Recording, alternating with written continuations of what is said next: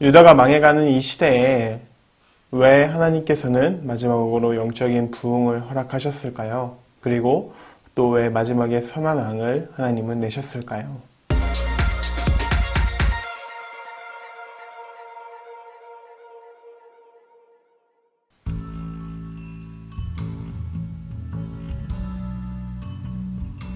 요시야의 본문은 열왕기하 22장과 23장 그리고 역대하 34장과 35장에 나타납니다.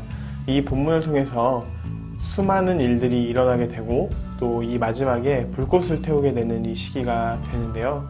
이 마지막에 영적인 무장이 어떻게 됐는지 또 이 마지막에 영적으로 어떻게 다시 재무장이 되는 시기인지 함께 살펴보고자 합니다.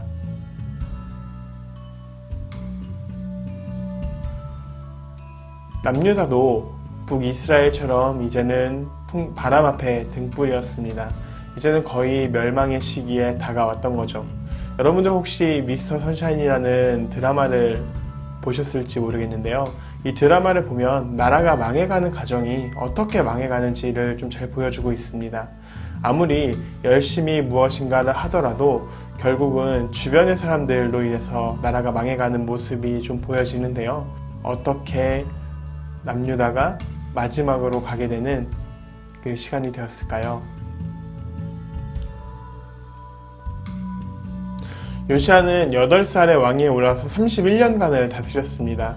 굉장히 어린 나이에 오르긴 했지만 꽤 긴 시간을 다스린 거예요. 그가 했던 일을 성경의 저자들은 다윗의 길을 걸었다라고 이야기를 합니다. 어떻게 보면 굉장히 선한 왕의 길을 걸었다고 볼 수 있는데요. 요시야는 히스기야와 더불어 남유다 마지막 시기에 정말 하나님을 잘 따랐던 선한 왕의 표본을 보여주고 있습니다. 요시야가 왕에 올라서 종교 개혁을 시작합니다. 우상을 제거했죠. 그의 아버지와 그의 할아버지가 했던 모든 일들을 다시 원래대로 돌려서 히스기야 시대로 돌리려는 노력들을 했습니다. 남유다만 그랬을까요? 요시야는 북이스라엘에게 눈을 돌리기 시작합니다. 북이스라엘은 이미 없어지고 망국이었지만 북이스라엘에 있는 백성들이 아직 남아 있었겠죠. 이 백성들과 함께 종교개혁을 시작합니다. 다시 말해서 남유다와 북이스라엘 분단되어 있었지만 온 이스라엘로 하나로 묶어서 다시 개혁을 시작했다는 겁니다. 이제 북이스라엘의 일부가 남유다로 내려오면서 이스라엘이 하나가 되었던 거예요. 개혁을 하다 보면 자연스럽게 어디로 가게 될까요? 그렇죠. 개혁을 하다 보면 자연스럽게 성전으로 가게 됩니다. 그래서 성전을 고치고 성전을 보수하고 예배를 드릴 준비를 하게 되죠. 성전을 보수하게 되던 중에 율법책을 발견하게 됩니다. 여호와의 율법책은 아마 모세오경이 아니었을까 싶은데요. 이거는 연구하는 사람들마다 조금 다르긴 하지만 모세오경이다 혹은 신명기다 라고 이렇게 조금 갈리기도 합니다. 그러나 중요한 사실은 율법책을 발견했다는 사실이에요. 이런 율법책을 발견하고 나서 이 당시에 있었던 여선지자 훌다에게 이 율법책을 가져갑니다. 훌다는 이미 하나님께서 남유다에게 재앙을 부으실 거라고 이야기를 했지만 요시야에게는 이렇게 이야기를 합니다. 평안한 상태에서 너희가 죽을 것이라고 이야기를 했죠. 어떻게 보면 굉장히 혼란한 이 시기에 죽음조차도 우리의 마음대로 되지 않는 그런 시기에 마지막은 정말 편안하게 될 것이라고 이야기를 한 것입니다. 그렇다고 요시야가 정말 열심히 했다고 하나님의 진노가 없어질까요? 그건 아니겠죠. 다만 요시야가 열심히 했기 때문에 요시야는 그 시대를 잘 살고 그 시대에 평안히 죽을 것이고 그리고 그 이후의 시대는 또 하나님께서 심판하시겠다라고 이야기를 한 것입니다. 요시야는 이런 말씀을 듣고도 다시 율법을 회복하며 다시 개혁을 시작하는데요. 그 개혁이 히스기야 때는 다윗 솔로몬 때라고 이야기를 하지만 요시야 때는 사무엘 때부터 이런 유월절을 지킨 적이 없다라고 이야기할 만큼 굉장히 성대하고 거룩하게 지켜집니다. 그리고 곧 애굽 왕과 전쟁을 하게 되는데요. 애굽 왕과 전쟁을 하면서 요시야는 이 전쟁에서 죽게 됩니다.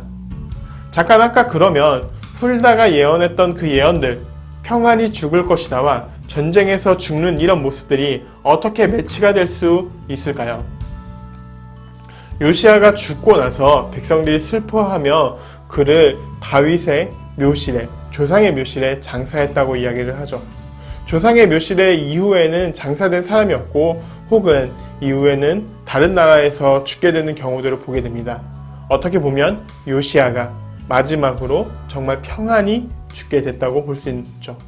물론 그 과정에 전쟁이라는 과정이 있긴 했지만 그래도 요시야가 죽고 나서 사람들이 요시야의 장사를 치러줄 수 있을 만큼 여유와 또 이런 유다의 상황들이 되었던 겁니다.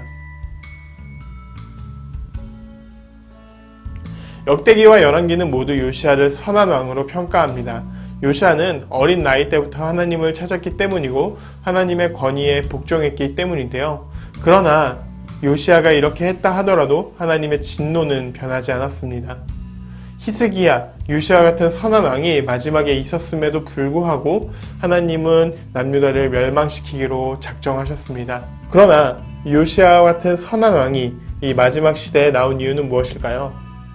바로 영적인 재무장을 하기 위해서였습니다. 비록 남유다가 죄를 많이 지었고 남유다의 백성들이 정말 죄를 많이 지어서 하나님께서 이 유다 땅을 다시 정결하게 하시려고 남유다를 멸망시킨다고 말씀하시긴 했지만 그럼에도 불구하고 하나님은 이 백성을 사랑하셔서 이 백성에게 다시 영적인 재무장을 시키겠다고 말씀하셨던 거죠. 마치 이런 사실은 역사가 계속되면서 더 뚜렷하게 보여지고 있습니다. 한국에서 예전에 일제강점기에 들어가기 전에 몇 번의 부흥운동이 있었습니다.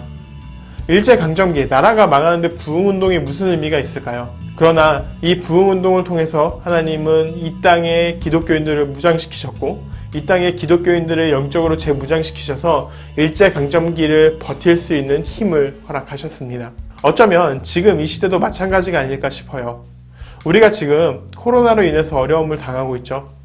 그런데 이 코로나로 인해서 어려움을 당하기 전에 하나님은 분명히 우리에게 은혜를 부어주셨을 것입니다. 그리고 이 코로나로 인해서 어려움을 당하고 있는 이 시대라 할지라도 하나님은 여전히 지금도 우리에게 은혜를 부어주실 것입니다. 우리가 그 은혜를 발견했으면 좋겠습니다. 그래도 우리가 어떻게든 예배를 드릴 수는 있고 우리가 어떻게든 하나님께 가까이 나아갈 수 있는 길이 많습니다. 큐티를 한다던가 말씀을 본다던가 혹은 온라인이지만 예배를 참석하면서 말이죠. 이러한 사실을 우리가 알고 정말 하나님께서는 우리에게 다시 무장을 시키시고 하나님을 찾는 자들을 만나주신다는 사실을 우리가 잊지 않았으면 좋겠습니다.